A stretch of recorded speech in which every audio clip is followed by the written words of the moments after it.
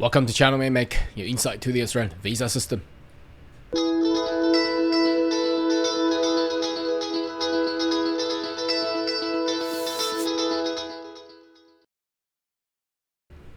Good day everyone, my name is Karl, your online YouTube visa consultant. Are you interested about migrating to Australia? Why don't you consider to subscribe to my channel and turn on the bell on the side, so once we have all the updates and news, be the first one on getting all the insight. Now today, I would like to ramp up as we are in June 2023, less than a month to go until we hit that 1st July. So obviously we have gone through a migration review report, and all the recommendation has been done back in December 2022, and plus some of the news and things being throwing out either from media or the department. So in this video and today, in this weekend, I would like to summarize what I will predict of the future of the Australian visa systems. It will be interestingly understand that how it has formed over the past 12 months or so due to the change of the government from the Liberal National Party to Labour Party, whereby the Prime Minister Anthony Albanese, leading with the Home Affairs Minister Claire O'Neill, has done a lot of changes. And hopefully, well, I predict and I can foresee that these changes are good for the future of Australia. Now, first of all, I would like to get a little bit of the background, and then I'll go through one of the very ugly drawn chart I've done, but will be very easily to actually demonstrate how I will see the future of the Australian visa system. All right, the background, a little bit of history of the past 12 plus months. It has been a very fast changing years, hasn't we? Gone through the COVID pandemic. And on the September 2021, the Institute of Strategic Policies have thrown in the idea of semiconductor moonshot for Australia, and obviously we have also seen how the parliamentary has putting into a welcoming inquiry in regards to the advanced manufacturing future for Australia, and we have also seen what had been announced by the by the Prime Minister as the what they call National Reconstruction Fund, and plus AUKUS, plus what we have seen last week in Japan. Anthony Albanese has signed with the President Biden in regards to the space technology exchange agreement, whatever that is. Look, all of this is looking at getting Australia more technological advanced. Now, why should we care? Why should a visa applicant or a future, if you're looking for your career in the future, you really need to care about this? Why? Because this is the future of Australia, and the immigration law and policy will certainly be formed around all these circles. So let's have a look. This is what I will predict and summarize what will happen with the new Australia visa system for the skill sector, obviously, because the skill sector covers 70% of the. So we're not going to talk about families and other things, but we generically talking about the skill migration. So as you can see, a very ugly drawn pyramid. So at the top of the pyramid, I put GTI. That's the Global Talent Dependent Visa. Now, why is it up there? Because GTI basically is the highest criteria that one skilled person could actually be meeting in order to migrate to Australia. So the criteria, if you want to go through that, I'll quickly go through. It's basically you have to be in the global talent, so-called the target sector, which covers from health, agriculture, food tech, semiconductor, advanced manufacturing, defense, space, fintech, infrastructure, education, technology, and anything about technology, anything about innovation. Now, these candidates are required to meet income threshold. I would say around 170,000 after 1st July. So you need to meet that kind of annual income. Otherwise, it's very likely. I've seen a lot of refusals, not a lot, but most of refusals are generally about the not meeting the income threshold, and then you need to get a Australian or Australian company to nominate you. Now, this person has to be so-called nationally reputable person or organization, otherwise they will not be deemed to be qualified. Now, there is obviously a recommendation to actually throw this nominator out. There's no more requirement nominator, but I don't think, because currently even the requirement nominator is there, there's still pack of people queuing up. So I don't think throwing out the nominator will actually help on the qualification and the filtering of the global talent candidates. So I would say it will stay the same, but the policy and the regulation, there has been coined ideas to actually make it more what should I say, precise, I think, because the current regulation, the wording is not really precise. It's very vague, and that's why there has been a lot of a lot of people throwing EOI and being knocked out because the vague phrases and policy and regulations, the wordings are very vague. So if they can make it more precise, the candidate will be, I mean, that will streamline the global talent independent visa anyway. Okay, so going downwards, you see the high income employer sponsorship. Now there's a 85k there. So these will be, so what's the difference between GTI? Obviously GTI is more than 85k. That's going to be about 170k. But 85k, now these two, you will get permanent residency straight away. So you may argue, then if I can get 85k, why would I need to go GTI? Now GTI, it doesn't have the you can waive the English requirement. It's not mandatory. And you can waive the age requirement as long as you can prove that there's exceptional contribution to the community of Australia, or as an asset to Australia. For example, some of the they probably been aged more than 55 plus, but these people, their experiences in the advanced technology world or industry certainly would definitely be an asset to Australia, because you gotta know in the past 30 40 years, Australia hasn't really been contributing into the logistical and the manufacturing sector at all. In fact, Australia has closed down a lot of major global manufacture, for example, car industry. So obviously, the upcoming Australia, they're hitting the industry 4.0 or perhaps 5.0 with AI or smart factory things. So they need these people back. They need the technology advanced people back into Australia. Those talent needs to be back. So now, high income employer, I will see there will be a mandatory requirement on English. So I think that will be a company English. That's IELTS 6 across 4 bands.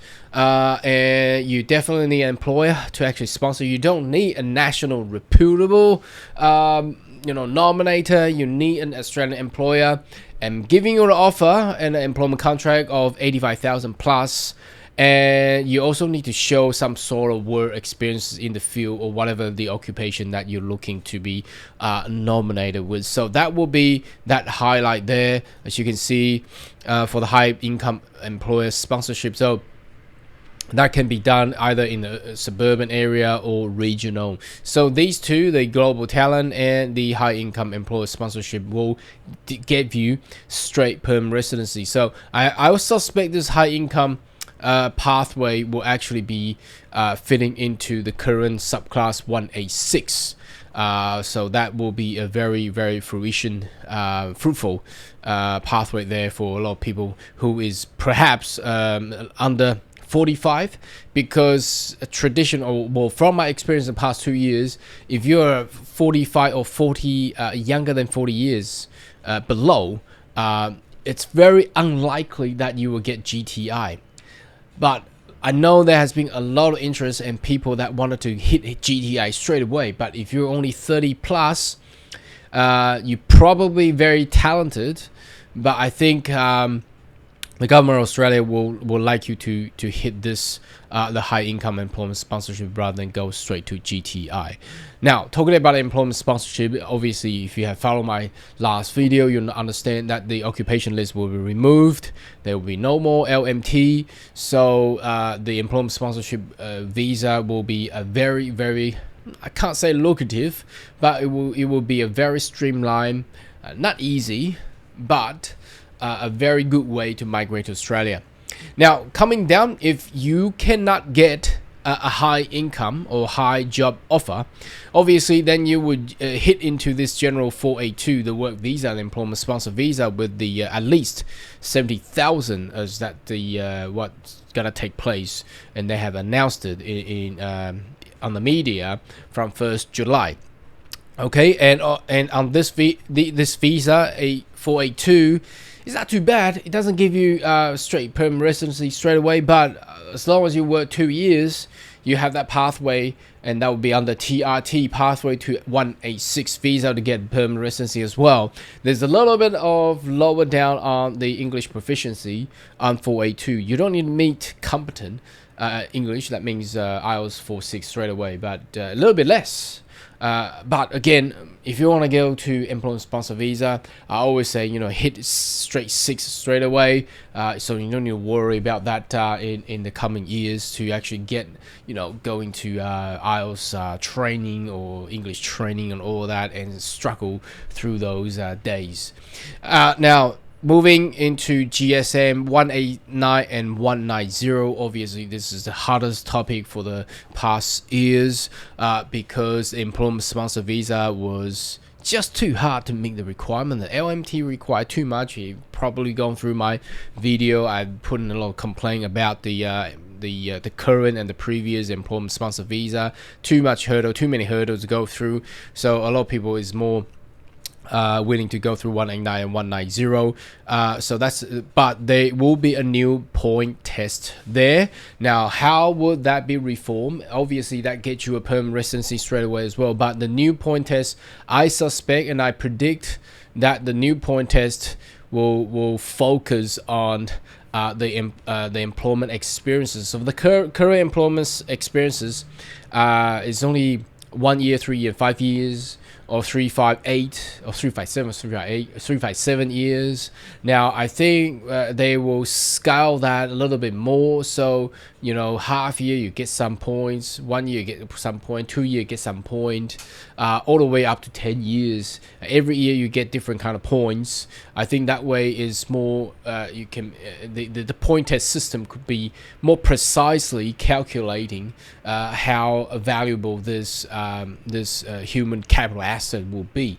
Okay, and also there has been a recommendation that they will likely to remove the advantage of studying or a graduate from Australia, because the current system, the current point test system, give out points for people to study at least 2 years in Australia. They get extra points. I think that's likely to be removed because they want to put that the Australians skill migration in the playing field, that anyone study anywhere, everybody is equal, so that they don't disadvantage the people who study elsewhere. For example, in US or UK, Europe, everybody has the same level playing field, and that in that way they can attract people, talented people elsewhere, because the current system actually favor I can't say favor, but it disadvantage.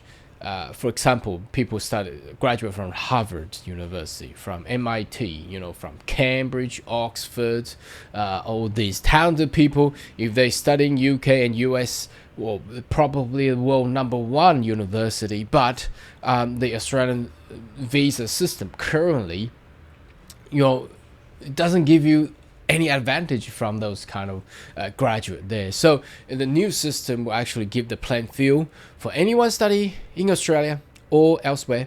It's the same. So, question here is, then people ask, then why bother studying Australia? Then why should I study in Australia? Well, Australia will still have that advantage because it's more, it's cheaper. The course is actually cheaper. It still have that international quality and standards, and also obviously if you study in Australia, there's a lot more opportunity. And once you graduate, you get that extended graduate work visa. Remember, we talked about that as well. So you get that advantage, you get more opportunity to be employed, and once you get employed, you probably don't even need to worry about GSM 189 or 190 or point whatever the point tests are going to be, because you probably already being employed on the 482 visa and pathway to permanent residency, or perhaps you are very talented artificial intelligence scientist or software program coder. You get offer over 85,000, and then you get that permanent residency straight away as well. Okay, so that's where it goes. Now, what's underneath here? Obviously, one of my logos covering it, but you can see that it's regional. So if you're the disadvantage occupation of people will be those who probably cannot get 70 above or not even meeting the new point test enough. Then you really need to think about perhaps relocating yourself to regional Australia, for example. And where are these places? Oh, if you go, the favorite places will be Gold Coast. Can you imagine Gold Coast regional? And Adelaide, Perth is regional. So it's only the city of Brisbane, city of Melbourne, city of Sydney, they're not considered as designated regional area, but all the other places will be regional. So in those places, as long as you can get employment, I don't think you need to meet that 70,000 mark, because on the recommendation it does point out the employment sponsor visa will have 3 streams. One is high income, which is up there, this one, and the other one is the middle one is the general 482 with the 70k, and the one is a lower income. Of course, there will not be any occupation list there anymore. So if it's going to be low income, it will be regional skill.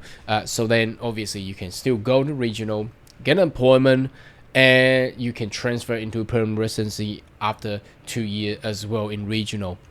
And there's also a regional, that's in regional employment sponsor, that's 494. That's the difference between the 482 and 494.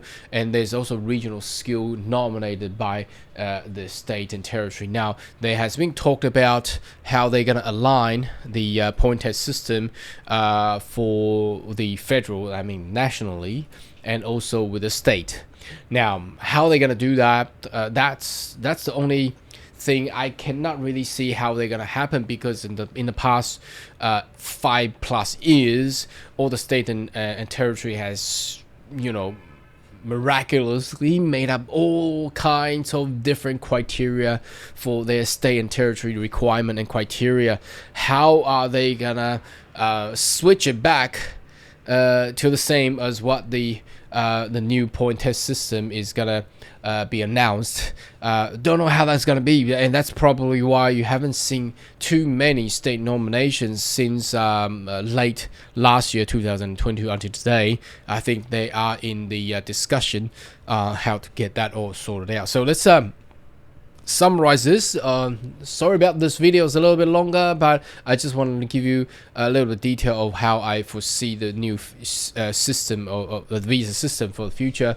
So on the top, we'll see GTI continue to be there, because that's the highest criteria requirement for skilled migrants. And then coming down is the high income earner. That's going to be your age is going to be under 45. Competent English, you need to do English test. GTI, you can be over 45, you can be over 55, and there's no English can be waived. But high income, you need to get English done, and you need to get employer sponsor to give you a job offer of 85,000 above. And then coming down in the middle, that will be 482 visa. That's a general employment sponsor visa with 70k above. again, you need to get English done. You need to get employment sponsor as well. There's no more skill assessment because occupationalism will be removed. And then the new point test system. The new point test system will be a playing field for anyone study across different places of the world, as long as the qualification is acceptable by the Australian standards. And that way they can assess all the talents around globally, and it will be under the age of 45 as well. But we don't know the detail about the new point test system yet, but make sure you subscribe to my channel. And last but not least, the regional will be anything else. So if you cannot meet the 70k or 85k, perhaps you would like to choose to go regional Australia. You get state nomination, and you can also get employment sponsor there as well.